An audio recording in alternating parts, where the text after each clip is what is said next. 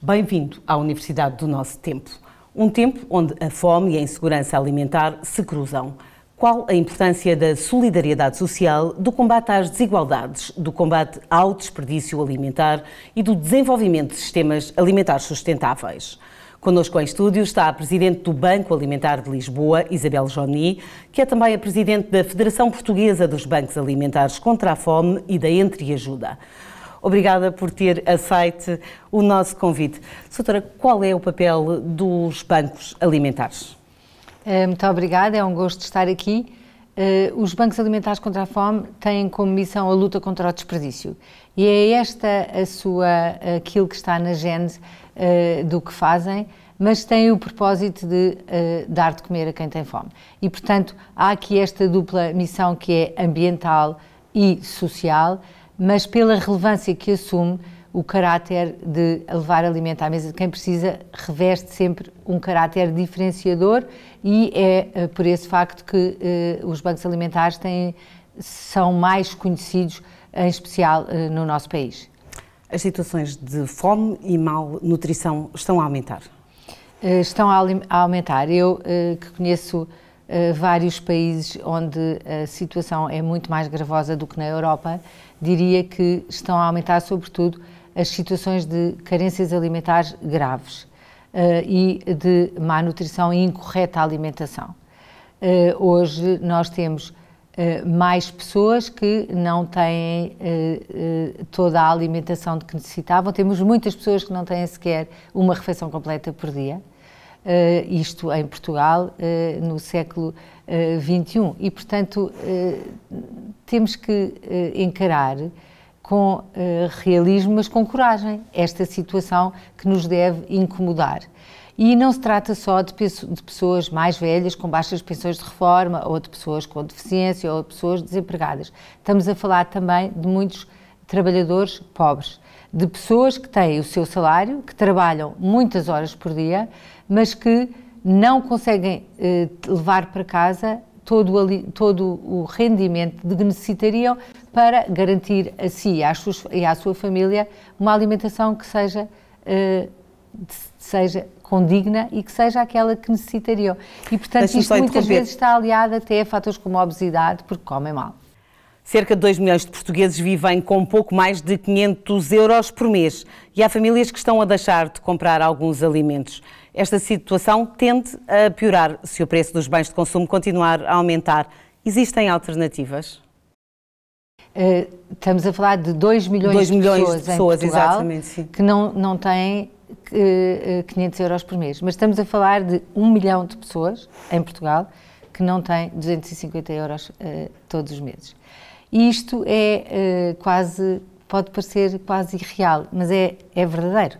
Nós ainda temos pensões de reforma em Portugal de 180 euros e, portanto, temos muitos idosos que não poderiam viver e ser autónomos e que até muitas vezes vivem em condições completamente degradadas, com rendas de casa baixíssimas, mas que quando se trata de ver se têm que comprar os medicamentos que necessitam, porque são mais velhos, têm algumas doenças próprias da idade e têm que tomar a medicação, têm que decidir entre tomar a medicação ou comer, escolhem tomar a medicação e, portanto, vão comendo e não têm, muitas vezes, uma refeição completa por dia.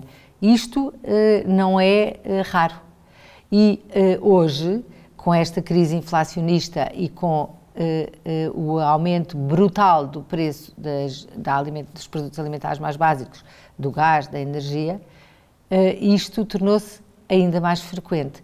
E este é um tema que nos deve incomodar para que, em conjunto, possamos tentar resolvê-lo, não da forma como estamos vindo a abordar o problema, porque já se viu que não resolve, mas tentando outras soluções que façam com que esta transmissão geracional da pobreza que existe em Portugal e que faz com que muitas vezes as pessoas que nascem numa família pobre vão ser pobres apesar da escolaridade obrigatória, mas com que pelo menos possam interromper estes ciclos de pobreza. O que é que se pode fazer? Existem alternativas? Quais são? As fórmulas mais assistencialistas não são a solução. Em primeiro lugar, não se combate a pobreza sem uma educação de qualidade e uma educação de um ensino obrigatório. Isso, hoje em dia, já temos aqui em Portugal. Mas nós, em Portugal, temos uma taxa de abandono escolar elevadíssima. Não se fala disso. Tinha que se falar. Depois, o ensino tem que ser adequado àquilo que o mercado depois pode absorver em termos de empregos. E nós temos outra realidade terrível, que é termos salários muito, muito baixos. Enquanto tivermos salários muito baixos e o peso da habitação nas famílias for tão elevado, estamos a fazer com que muitas vezes se prolonguem estas fórmulas que parecem mais imediatas na resolução dos problemas, que são medidas que só geram assistencialismo. Nós, ao darmos mais apoios sociais que são necessários, mas ao darmos apoios sociais sem qualquer contrapartida, nem de obrigatoriedade, por exemplo, das pessoas trabalharem declarando, estamos a prolongar as situações de fuga ao fisco e de não criar incentivos a que as pessoas queiram ter um contrato de trabalho regular. Porque, como não há quase diferença entre o salário mínimo, e nós temos muitas pessoas ainda que ganham o salário mínimo, e aquilo que se ganha com os apoios sociais, as pessoas não têm um incentivo a ter um trabalho, e isto gera as situações que temos hoje em dia. Falta de mão de obra em muitos setores que realmente pagam o salário mínimo, e muitas pessoas dependentes de subsídios sociais. Isto não é bom. Nós assim não vamos conseguir interromper este ciclo de pobreza que se vem perpetuando. Eu estou há quase 30 anos no Banco Alimentar e não vejo nenhuma alteração. Pelo contrário, nos últimos tempos vejo até uma degradação da situação social e económica das famílias, vejo mais trabalhadores mais pobres, mas vejo sobretudo um peso da habitação que sufoca as famílias. Nós temos hoje muitas famílias que vivem em condições indignas, completamente indignas, partilhando casas para poderem aguentar a renda da casa. E temos as gerações mais novas que não conseguem sair de casa. Pois, e temos as gerações mais novas que não conseguem ganhar o suficiente para ter uma autonomia na sua vida, mas também que não conseguem arranjar casa. E, portanto, isto cria aqui situações que não são boas para uma sociedade que é uma sociedade livre, democrática e que se quer que seja em sã convívio. Tivemos a pandemia, o agravamento da situação económica, naturalmente, agora a guerra, a subida da inflação, o aumento das taxas de juros. São momentos muito difíceis. E dizia há pouco que assiste, há mais de 30 anos que está no Banco Alimentar e que assiste a uma grande degradação. Eu não vejo melhoria e, por exemplo, na altura da pandemia foi dramático, porque de um momento para o outro, quase de um dia para o outro, poucos dias, houve muitas pessoas que ficaram sem lugar para trabalhar, não tinham onde trabalhar. Estamos a falar, por exemplo, de todos aqueles profissionais liberais que trabalhavam fora de casa, como os personal trainers, os higienistas, os taxistas, muitas pessoas, todas as pessoas do setor cultural, muitas pessoas do setor do desporto, que de um momento para o outro não tinham onde trabalhar. E essas ficaram sem salário de um momento para o outro. Quando chegaram ao fim do mês de março, não tinham o seu salário. Não tinham. Não tinham salário. Não tinham salário porque dependem de si próprios, são profissionais liberais. Mas também aqueles que trabalhavam por conta de outra, que ficaram em situação de layoff, não tinham o salário todo que precisavam para garantir as despesas da sua família. Nessa altura foi terrível. No Banco Alimentar, nós tínhamos mais de 350 pedidos por dia, lançámos a rede de emergência alimentar, que ainda hoje está em funcionamento, para ajudar as pessoas a terem pelo menos um sítio online onde pedir ajuda, com encaminhamento quase direto para a instituição da sua zona de residência, mas nessa altura as próprias ajudas sociais, muitas fecharam, ou porque trabalhavam nas igrejas, ou porque eram em salas cedidas por lares, ou porque os voluntários que ajudavam as instituições eram voluntários mais velhos. E, portanto, houve ali um sobressalto naquele mês de março e abril que não tem comparação com nada daquilo que se vive hoje em dia. Foi de um momento para o outro, uma coisa inesperada, brusca, aliada a um sentimento terrível de medo. Não sabia o que era isto do Covid, matava muita gente, as imagens que se via de Itália e de Espanha era uma coisa de um terror, de uma ansiedade. Aquilo que se vive hoje é diferente, é igualmente mau, mas não é tão brusco e tão inesperado. Este aumento da inflação tem sido gradual e tem feito com que as famílias vão ajustando na medida que possam. Se pudesse dar uma imagem, à medida que os preços aumentam, as pessoas vão deitando menos leite no copo e para poderem comprar o mesmo dinheiro com o mesmo valor. Então, vão deitando sempre um bocadinho menos. E, portanto, ao pequeno almoço bebem um bocadinho menos de leite e dão um bocadinho menos de leite aos filhos. Até ao dia em que não há leite para deitar no copo. E é isso que é o meu receio. O meu receio é que, com estes aumentos anunciados das taxas de juro, que vêm afetar um conjunto de pessoas que ousaram comprar casa, primeiro porque não encontravam casa, mas depois porque era mais barato comprar casa e pagar o crédito, mas que aguentavam estas prestações do crédito, agora não vão aguentar. E, portanto, estas pessoas têm o peso do aumento dos produtos mais básicos, claro, e o peso da prestação do crédito. Então, estas pessoas têm aguentado até agora. E têm aguentado porque têm deitado menos leite no copo. Mas deixar de comprar os produtos de primeira necessidade. Chegar ao momento em que não têm pacote de leite para deitar no copo e ficam sem beber o leite. E isso é que é muito angustiante, mas sobretudo também não se ver fim à vista para isto, porque apesar de tudo, no momento da pandemia, foi terrífico, mas acenavam-nos sempre com uma cura que vinha e que as vacinas trouxeram um alívio que era real. E neste momento nós ainda não vemos nenhum fatores positivos. Eu sou economista e sei muito que os consumidores também vivem de uma expectativa. Portanto, neste momento, tem de haver na sociedade algum fator positivo diferenciador, sob pena de entrarmos numa espiral que é uma espiral tão negativa que vai ser muito danosa para a economia. Até onde é que consegue chegar o apoio do Banco Alimentar? O Banco Alimentar, hoje são 21 bancos alimentares espalhados pelo território nacional, que aquilo que fazem era, como começámos na primeira pergunta, lutar contra o desperdício. E, portanto, têm aquilo que conseguem recuperar, aquilo que é excedentes de produção, aqueles excedentes da agricultura, excedentes dos mercados, mas têm também doações, que são as doações que a sociedade civil faz nas grandes campanhas de recolha, como vamos ter no final do mês de novembro, e aí com recurso a milhares de voluntários que querem dar o seu tempo por aquela causa, mas também de excedentes diários de indústria de produtos básicos que vêm completar aquilo que são os produtos frescos. E os bancos alimentares hoje contribuem para a alimentação de mais de 400 mil pessoas. 4% da população portuguesa recebe alimento que vem do Banco Alimentar. E recebem em parceria com as instituições de solidariedade social. Temos muitas instituições que são apoiadas diariamente, que recebem comida do Banco Alimentar e que a distribuem às famílias, seja através de refeições confeccionadas, servidas nos lares, nas creches, etc., seja através de sacos de alimentos.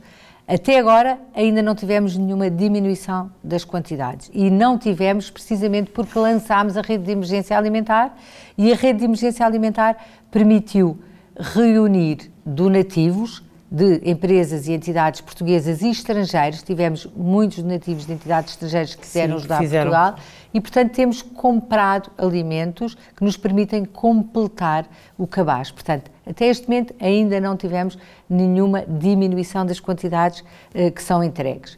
Mas posso lhe perguntar, tem receio dos dias que se aproximam? Se esta situação de carência se prolongar muito, as próprias indústrias ajustam a produção e não têm tantos excedentes. E, além disso, tem havido muito menos excedentes na agricultura, porque tivemos um ano de seca e houve muito menos fruta. E, portanto, a própria natureza, digamos assim, não tem gerado a quantidade de excedentes na agricultura que seriam necessários para podermos completar o cabaz com alimentos que são imediatamente cortados pelas famílias. Quando as famílias têm menos dinheiro, cortam naquilo que podem. E, portanto, na fruta é um dos alimentos que cortam imediatamente. As frutas, os iogurtes, o queijo, tudo isso são os produtos que são cortados. Portanto, se pudermos recorrer a todos os mecanismos que existem, até a nível europeu, que há muitos mecanismos de gestão de crise e que se possam ajudar os produtores a poder fazer retiradas de mercado de frutas e legumes, nós conseguimos entregar mais fruta a estas instituições e pelo menos completa-se assim, de alguma forma, o cabaz que é distribuído. Poderá a mudança de hábitos alimentares dos consumidores contribuir para aliviar a fome e a malnutrição da população? Para responder a esta pergunta, junta-se agora a nós a professora Ana Pinto Moura, coordenadora do mestrado em Ciência do Consumo Alimentar da Universidade Aberta. Sra. Professora, até que ponto a mudança de hábitos alimentares pode contribuir para o combate à fome e à malnutrição? Se nós alterarmos os nossos hábitos alimentares, neste caso o que é protagonizado é consumir menos, reduzir o consumo de produtos de origem animal a favor de uma alimentação rica em produtos de origem vegetal e também reduzir o desperdício alimentar, se nós fizermos uma abordagem dos nossos hábitos alimentares a favor desta sustentabilidade, contribuímos naturalmente para que o sistema alimentar também seja mais sustentável. E isso reforça efetivamente o papel do consumidor enquanto interveniente do sistema alimentar. Em última instância, são os consumidores que determinam o que se come e, consequentemente, o que se produz. E isso dá um poder fundamental ao consumidor para intervir nos sistemas alimentares. O papel da alimentação dos sistemas alimentares e o combate à malnutrição é uma das áreas de formação da universidade. Qual é a importância destas formações? No fundo, o que nós pretendemos aqui avaliar é de que modo o consumidor faz as suas escolhas e de que modo é que essas escolhas influenciam o processamento alimentar. Por outro lado, este é um curso de segundo ciclo, é um mestrado. Por outro lado, temos também uma pós-graduação em sistemas alimentares sustentáveis. Esta pós-graduação resulta de um protocolo estabelecido entre a Universidade Aberta e a FAO e no fundo é dirigido em particular aos países da CPLP, um curso em língua portuguesa e dirigido aos países da CPLP, porque importa também dizer que os sistemas alimentares influenciam o combate à malnutrição, na medida que são os sistemas alimentares que também interferem na disponibilidade e acessibilidade de alimentos ricos nutricionalmente. E, portanto, é desta diversidade da oferta que nós proporcionamos aos nossos estudantes, a todos que estejam interessados, efetivamente, em perceber melhor esta ligação, este tríptico: alimentação, saúde e ambiente. Obrigada pela sua participação. Doutora, quer comentar estas afirmações? É fundamental a educação, a informação, mas também uma sensibilização para que temos que conscientemente aceitar que queremos a mudança. Eu penso que hoje nós somos inundados por notícias e por comunicações e informações que não sabemos muito bem se são verdadeiras ou falsas, mas que nos inundam. E, portanto, poder ter uma educação de qualidade contribui para termos uma sociedade que é mais avançada, mas também que tem mais capacidade para ser autocrítica. Não podemos aceitar como bom tudo aquilo que aparece e acho que é fundamental também educar os jovens e os menos jovens para a necessidade de comer melhor, de escolher os alimentos que devem ser, mas também de combater o desperdício. E até essa tónica da noção de que os recursos são escassos e são talvez ainda mais escassos do que pudéssemos pensar, é uma bandeira que os jovens não têm noção, mas que estão sensíveis a elas, porque os jovens estão muito sensíveis hoje para a causa do ambiente.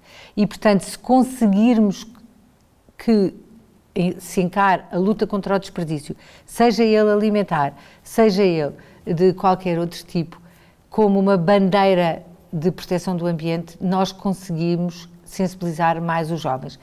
A Federação Portuguesa dos Bancos Alimentares esteve, aliás, na gênese do lançamento cá em Portugal do Movimento Unidos contra o Desperdício e temos milhares de pessoas e centenas de empresas que aderiram a este Movimento Unidos contra o Desperdício.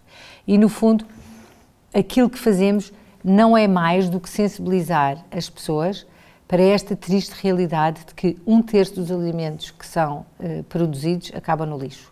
1/3 de tudo aquilo que é produzido acaba descartado por razões de ordem várias, seja de ordem comercial, seja de ordem de distribuição, operação e logística, sim, claro. Seja até porque os consumidores estão hoje, como dizia, aliás, a professora, mais sensíveis a comer determinados tipos de produtos, até porque, incorreta ou corretamente, são vendidos como mais saudáveis. E, portanto, há aqui este tema da formação e da informação para a realidade daquilo que realmente se é adequado ou não, mas aquilo que é mais importante para nós. Há hoje muitas famílias, até de baixos rendimentos, que lutam contra este tema da obesidade.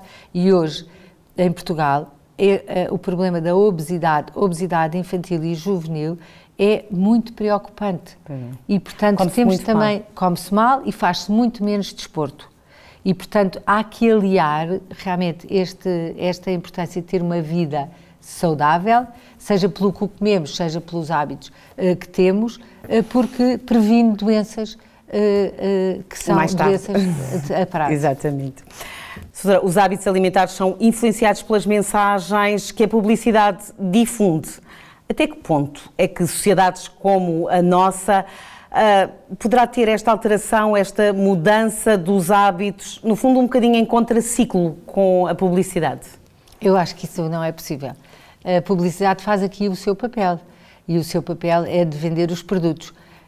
Agora, penso que está na mão do consumidor também não aceitar má publicidade e penalizar aqueles que são maus produtos e, portanto, há aqui este escrutínio que os consumidores têm um poder incrível de fazer e destruir marcas, mas um mau produto não sobrevive durante muito tempo. E, portanto, no caso duvido que se consiga contrariar campanhas publicitárias muito fortes, mas o consumidor tem um poder incrível até de premiar, digamos assim, ou de dar mais valor àqueles que são os melhores produtos. Eu gostava muito que se conseguisse voltar até a consumos mais puros, menos elaborados e a reaprender algumas receitas e alguns truques de cozinha que nos permitam também recuperar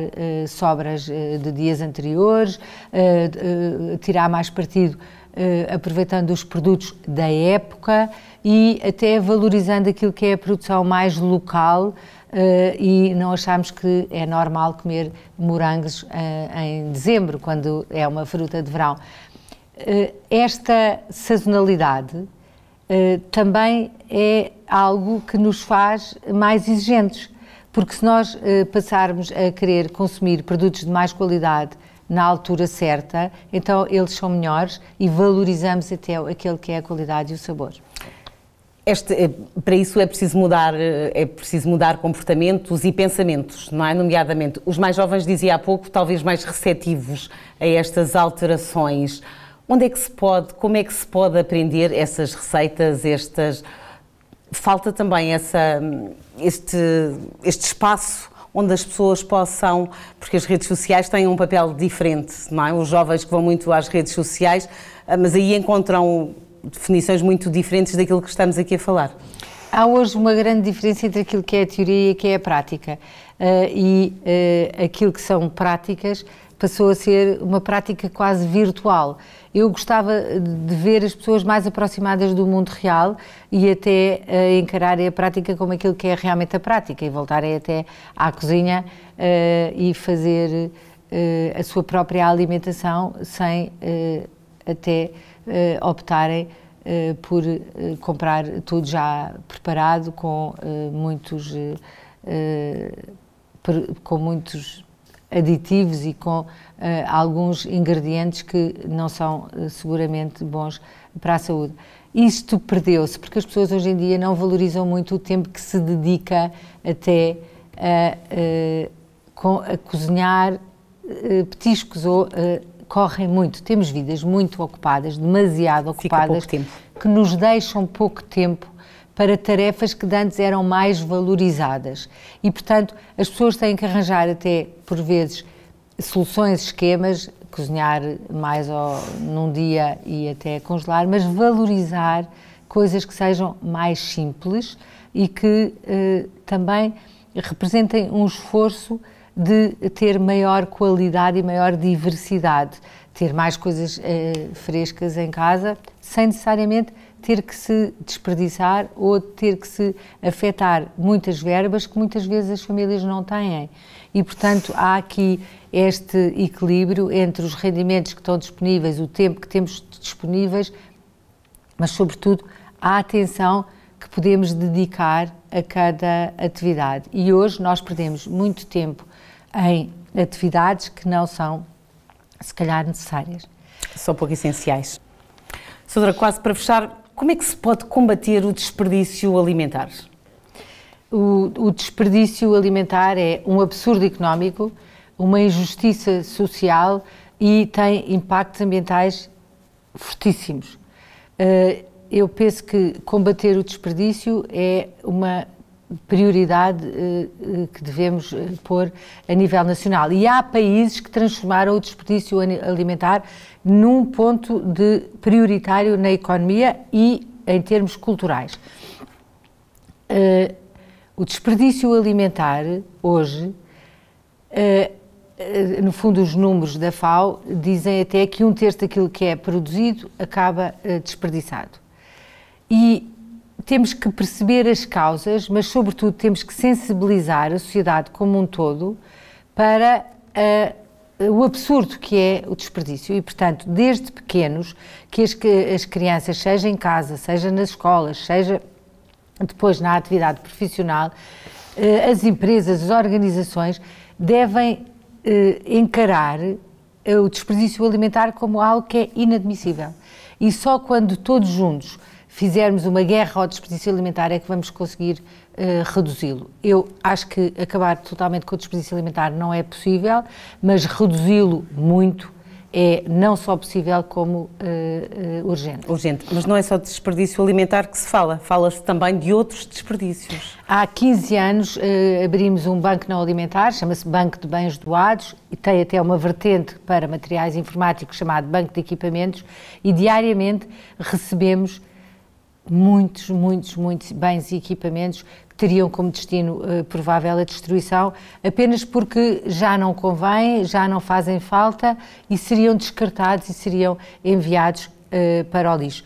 Os recursos são muito escassos e nós, enquanto não tivemos consciência, e penso que a guerra trouxe um pouco essa consciência de que os recursos são ainda mais escassos do que poderíamos imaginar, não vamos conseguir realmente interiorizar esta ideia da economia circular. E hoje muitas empresas são até premiadas por via fiscal quando reutilizam os seus bens, por via da doação ou por via até de venda a preços mais reduzidos, mas penso que há muito trabalho ainda a fazer, até em termos de benefícios fiscais, para tornar isto uma realidade. Doutora, tínhamos muito para conversar, o tempo não nos permite, muito obrigada. No combate à fome, torna-se indispensável combater o desperdício alimentar. Aproveitar onde sobra para distribuir onde falta. Voltamos dentro de 15 dias. Até lá, fique bem.